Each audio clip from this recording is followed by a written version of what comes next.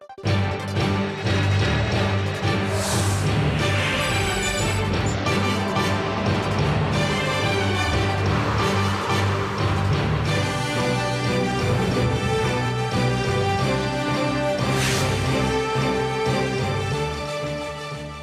and thanks for joining us for our late night newscast coming to you from Arirang's news centre in Seoul. I'm Mark Broome. Our top story tonight, Korea has been marking National Foundation Day on this Saturday. It's a public holiday that marks the founding of the oldest dynasty in Korean history. And Koreans from all walks of life gathered in the heart of Seoul to mark the occasion. Soo-eun reports. According to legend, long ago, the godly sun Hwanung was looking down at the Korean Peninsula from the heavens. Hoping to save the confused land of animals and humans, he opened up the sky and came down to land to lay foundations for Gojoseon, the oldest dynasty in Korean history. And today, Gaecheonjeol, also known as National Foundation Day, commemorates that milestone moment.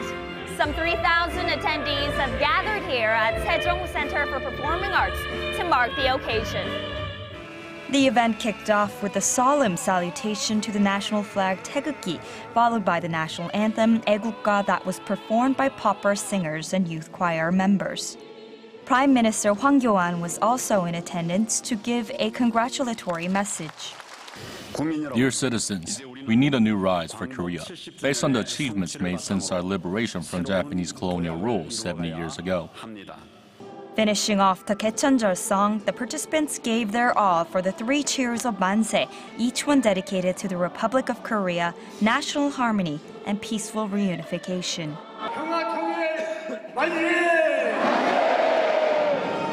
A grand orchestra of traditional drums, a flowery fan dance, and more musical performances celebrated Gaecheonjeol with hopes to heighten Korea's standing in the world.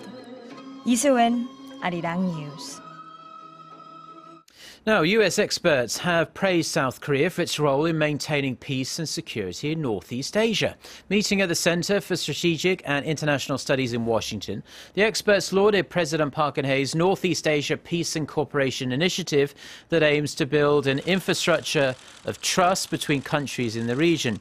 Evan Medeiros, a former White House advisor on Asia, said the initiative is creative and Washington appreciates South Korea taking the lead.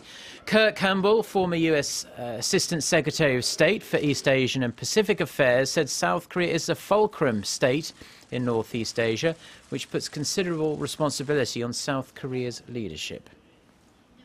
Seoul's ambassador to the United Nations says the UN Security Council could expand restrictions imposed on the transfer of luxury goods to North Korea if Pyongyang makes good on its threat to launch a long-range rocket.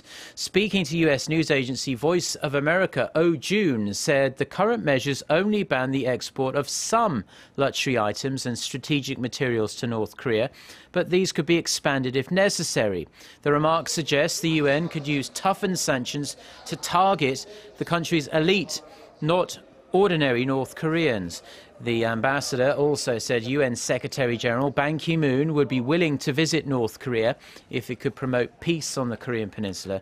Now, there has been speculation North Korea is prepping for a rocket launch later this month to mark a key political anniversary.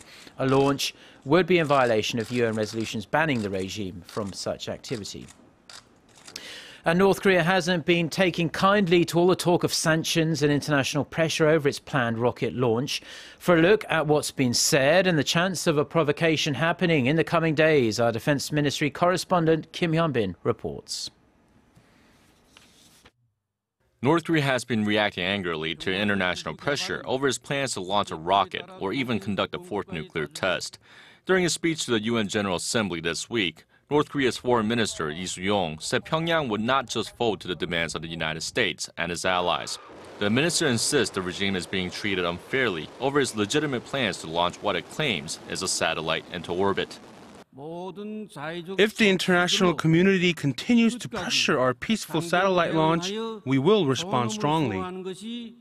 North Korea's ambassador to Britain went even further, bringing Pyongyang's nuclear arsenal into the equation. Hyun Ak-bong said North Korea would fire a nuclear missile at the United States if Washington were to provoke a war. Nuclear warheads with its explosive power tens of times greater than atomic bomb dropped on Hiroshima, will be flying across the Pacific Ocean. The North's harsh rhetoric has South Korea, the U.S., and Japan on guard. Even Pyongyang's more traditional allies, China and Russia, have been speaking up, advising the regime against launching a provocation. That said, the South Korean government says it has yet to see any sign a rocket launch will happen in the coming days. Together with the United States, we are keeping close tabs on the situation. We haven't had any indication a provocation is imminent. Experts say North Korea is likely focused on preparing a military parade for October 10th to mark the 70th anniversary of the founding of its ruling Workers' Party. It's what happens after the parade that is causing concern. Some watchers say a rocket launch or a fourth nuclear test could be on the cards shortly after the anniversary. Kim Hyun-bin, Arirang News. Now, calls by major FIFA sponsors Coca-Cola, McDonald's, Visa and Budweiser for Sepp Blatter to step down immediately as president have fallen on deaf ears. Blatter's lawyer said it would not be in the best interest of FIFA for him to leave. Earlier in the day, Coca-Cola said the image and reputation of FIFA is continuing to tarnish with Blatter at the helm. Blatter is being investigated by Swiss authorities for criminal mismanagement or misappropriation over a TV rights deal he signed with former Caribbean football chief Jack Warner back in 2005. He's also accused of making an improper payment of nearly $2 million to FIFA chief Michel Platini. At least 30 people are dead and up to 600 people missing after a massive mudslide in Guatemala. Authorities in the Central American country say the disaster occurred after heavy rain swept boulders and mud over dozens of homes on the southeastern flank of Guatemala City. Rescue crews are continuing to search for survivors in homes buried by dirt and sludge. The landslide was one of the worst in recent memory in Guatemala.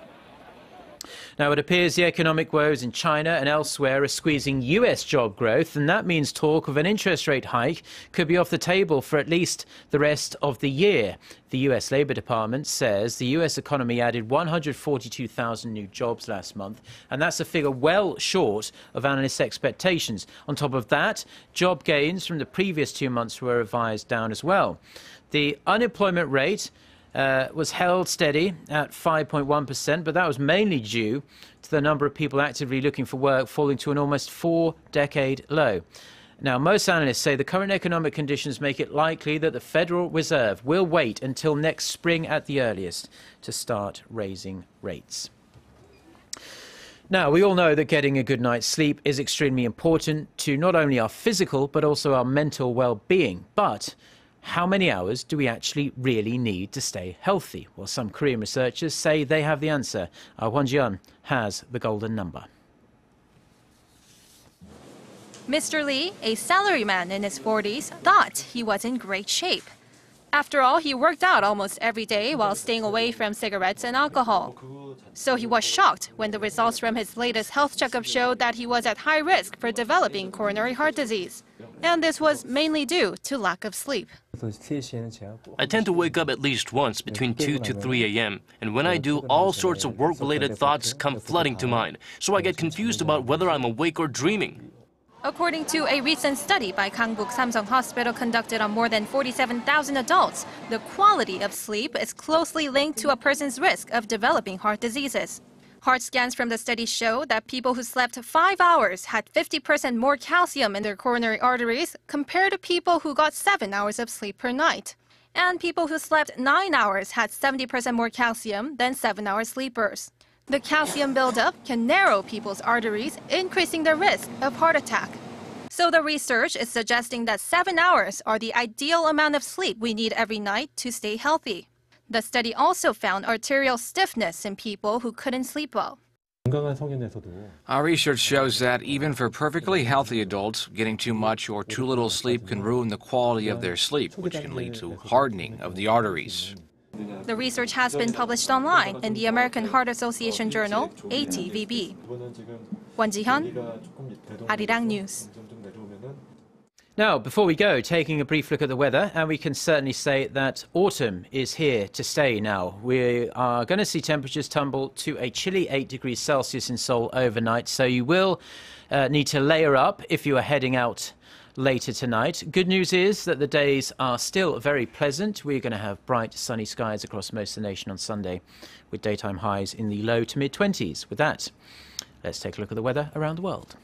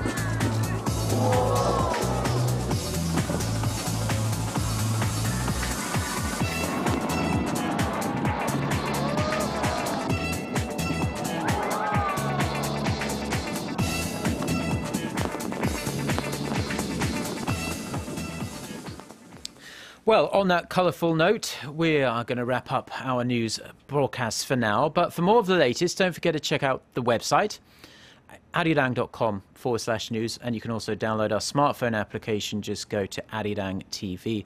Enjoy the rest of your weekend. Goodbye.